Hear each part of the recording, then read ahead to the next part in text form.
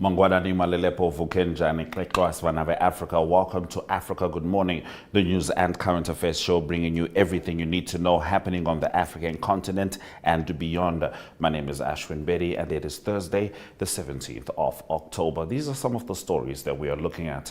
Nigeria fuel tanker explosion kills almost 100.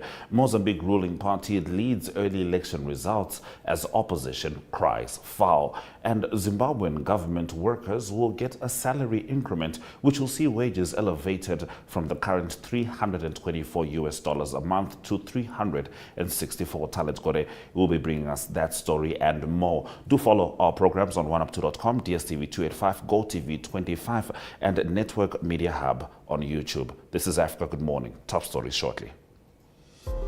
Neo Paints has established a 67-year Namibian legacy, creating personalized paint solutions that blend quality and innovation for the Namibian people. We pride ourselves in being a 100% Namibian-owned company, investing in our country and our people by employing and empowering true Namibians. With every brushstroke, Neo Paints commits to our quality guarantee and always delivering a coat of excellence. At Neo Paints, we always stay true to our country. We are as Namibian as you.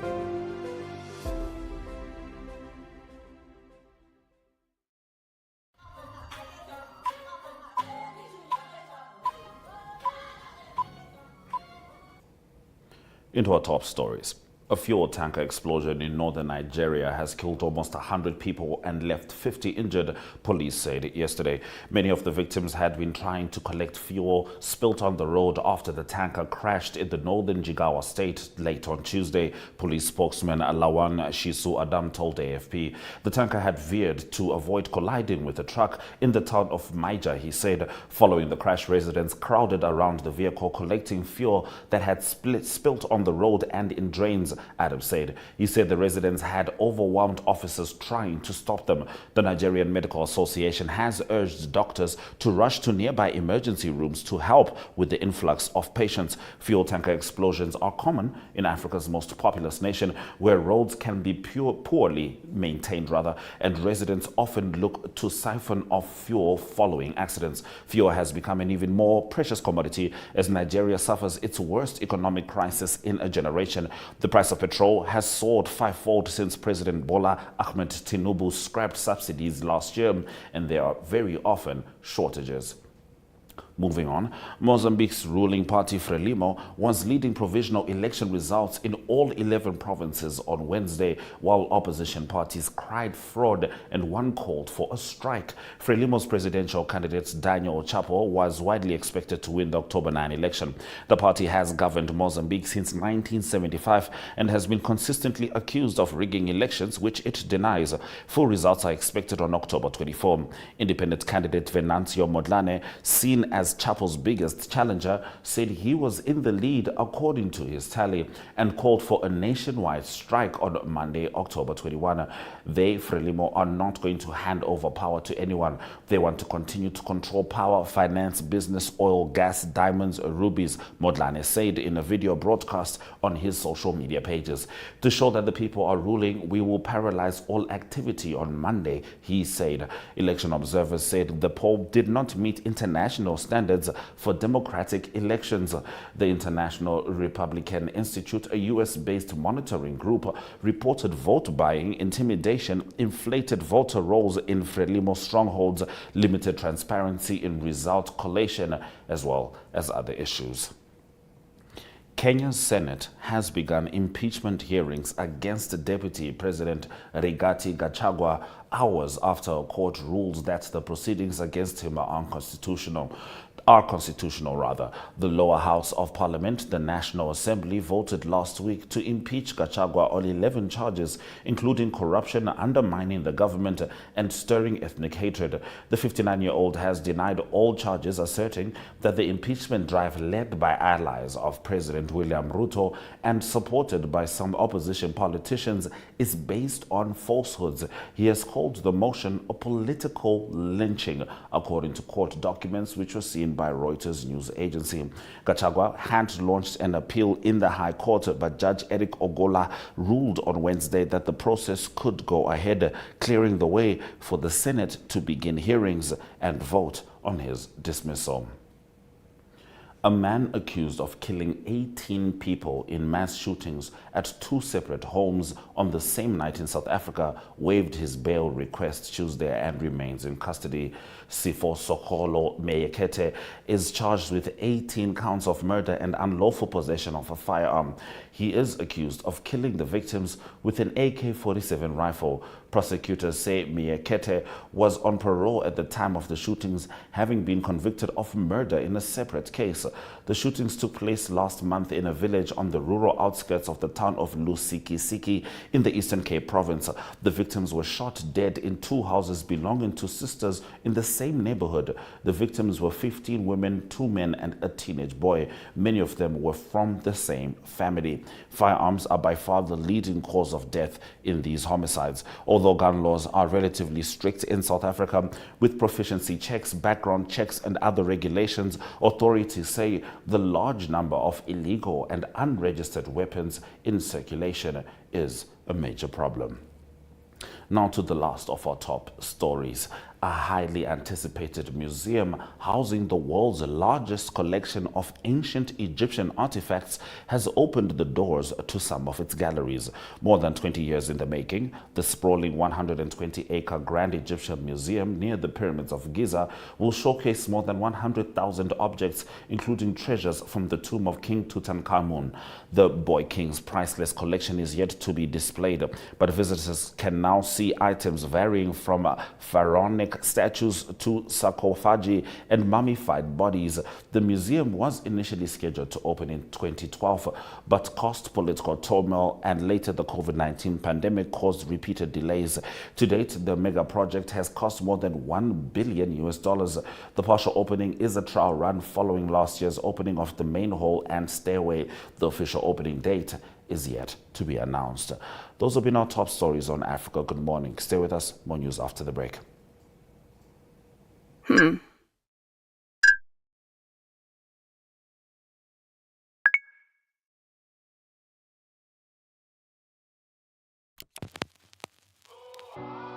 E-Ticket, your online ticket solution for events and event marketing, bringing you ease of mind and making sure that your event gets out there.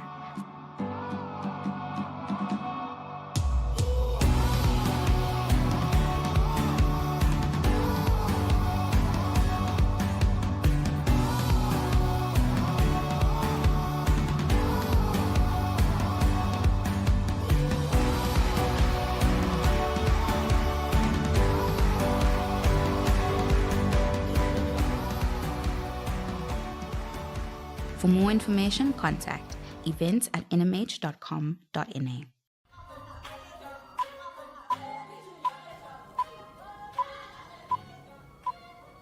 It's now time to talk to Talent Gore as she brings us the news stories from Zimbabwe. Talent Wamkase. Mamkase Africa. Tamuka Hedu. Now, in the first of your stories, Talent, the Zimbabwean government says it has approved a series of measures to address the country's power supply shortages as extended daily blackouts continue to disrupt homes and businesses. Yes, the government has said that they have approved a number of measures to address the country's power shortages. Right now, Zimbabwe is currently experiencing 16 hours of load shedding, and the Minister of Information, Jenfan Muswaire, said that the interventions they aim to boost local electricity generation and stabilize the national grid. Presently, power generation deficit of up to 40 megawatts and relies on importing between 200 and 500 megawatts from neighboring countries to bridge the gap. So right now, the outages which start from 6 a.m. and last until 10 p.m. leave residents without power for up to 16 hours daily. And the government has said that they had approved a raft of measures to enhance the country's power security. The government also said that the strategy or strategies includes the rehabilitation of Wange Power Station Units 1 to 6, and also they are planning on transferring arrangement starting this year.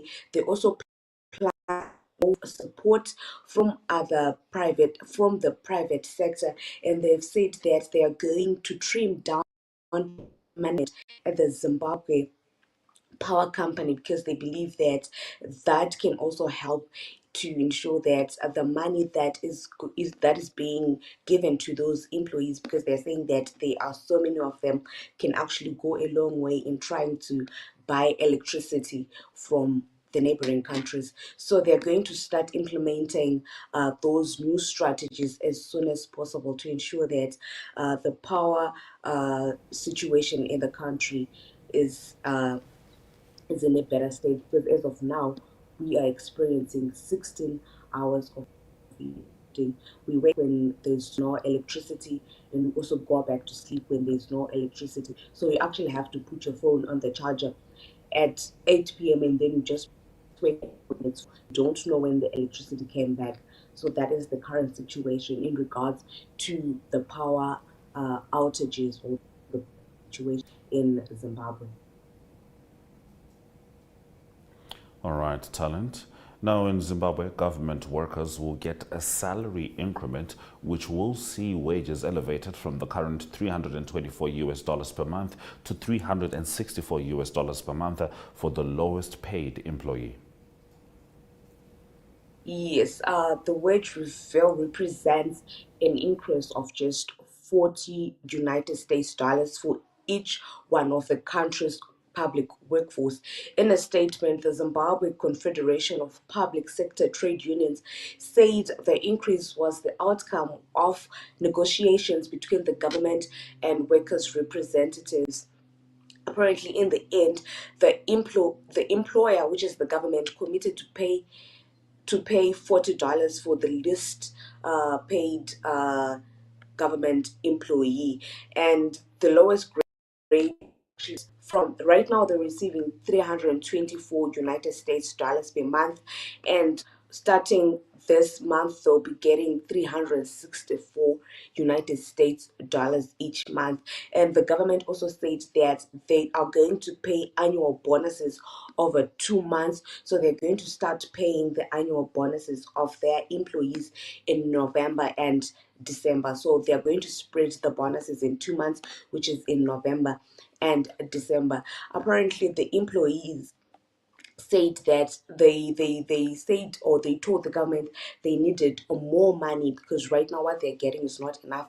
But the government said that they would only be able to pay the employees $40 in an increment of $40, because right now they have pressing issues that they're dealing with, one of them being the El Nino induced drought that has left millions starving. So the government says that they can only afford to increase their salaries by $40, 40 United States dollars, because they have other things that they need to take care of, including the drought which has ravaged Zimbabwe right now. So are going to be getting All $164 right. per month from 324. All right, talent. Now, in the last of your stories, miners to upgrade road and rail systems which are near them. This is according to government. Yes, the government wants all mining companies in Zimbabwe to upgrade the road and rail systems near their facilities. Zimbabwe has a rail network of about 3,200 kilometers with annual designed capacity of 18 million tons, but the infrastructure is now dilapidated, caused by theft, vandalism, and lack of investments, leading to massive deterioration of the country's rail service. So the Transport and Infrastructure Development Ministry has said that to safeguard the road network, mining companies would need to repair some of the roads where they conduct businesses. This was said by the Permanent Secretary in the Ministry of Transport, who said that the Ministry of Mines with other stakeholders are also interested in that initiative. They're saying that most of the miners, they are the ones who are causing the deterioration of the railway, and they have to maintain those railways as well as the roads which are near to them. But they're also saying that this has been overlooked. That issue has been overlooked because they've been saying this for quite a long time, and right now they're just trying to ensure.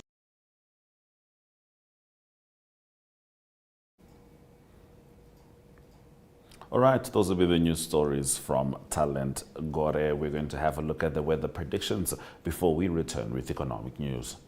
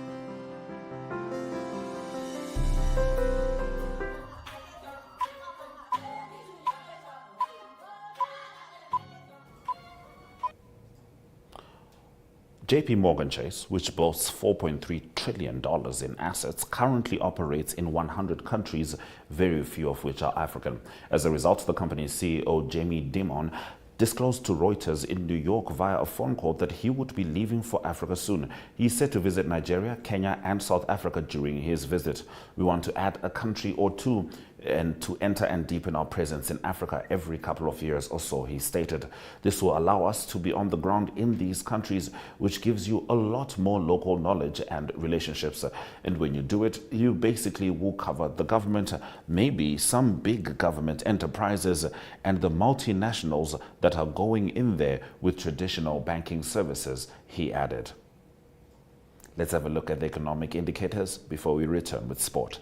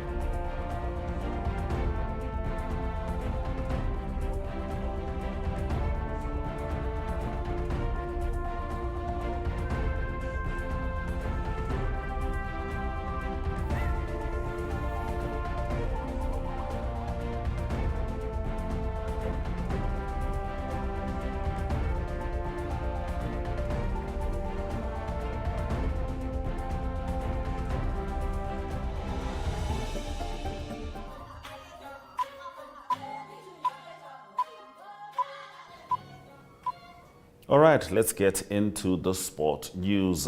Sudan's recent triumph over Ghana in the qualifiers for the 2025 Africa Cup of Nations has brought a sense of pride to a nation grappling with civil conflict, as noted by forward Abubakar Asa.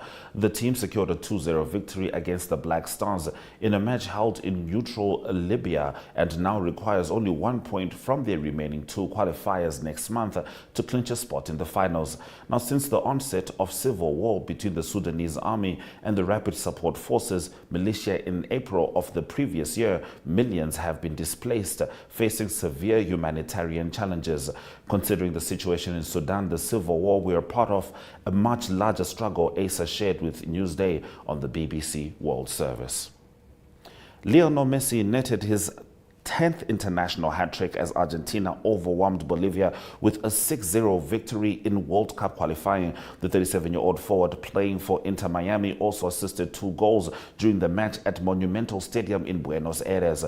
This performance allowed him to match Portugal's Cristiano Ronaldo for the record of most hat-tricks in men's international football. Argentina now holds a 3-point lead over Colombia at the top of the South American qualifying group for the 2026 World Cup. Despite recent setbacks against Colombia and Venezuela. It's wonderful to be here and feel the love from the fans.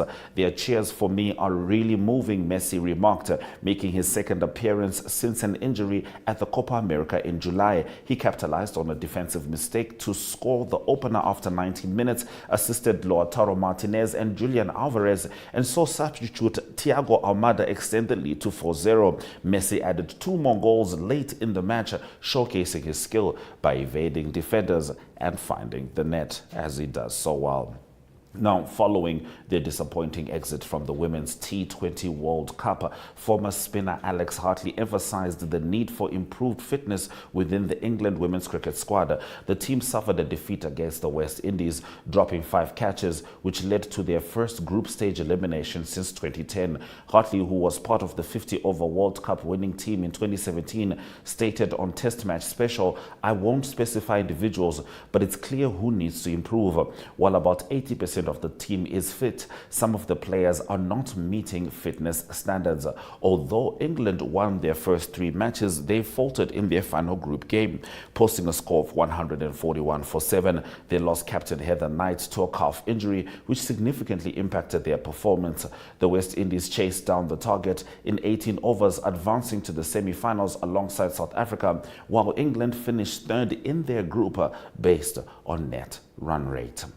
Now, in the last of our sports stories, Max Verstappen, currently leading the Formula One standings, is looking for enhanced performance from Red Bull in Texas this weekend, while Lando Norris aims to build on McLaren's momentum and secure his 5th consecutive victory over his rival. The 24-race season enters a crucial final stretch, with the Circuit of the Americas in Austin hosting a Saturday sprint race that offers 8 additional points. The U.S. Grand Prix marks the beginning of a North-South America triple header, followed by races in Mexico and Brazil, leading up to Las Vegas, Qatar, and Abu Dhabi. Completing 6 races in 8 weeks, Verstappen's lead has decreased to 52 points, down from 78 prior to the August break, with 180 points still up for grabs. Those have been our sports stories. Stay with Africa Good Morning as we head into our highlights and say goodbye.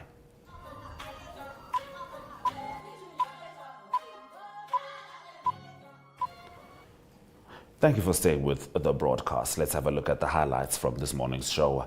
Mozambique ruling party leads early election results as opposition cries foul.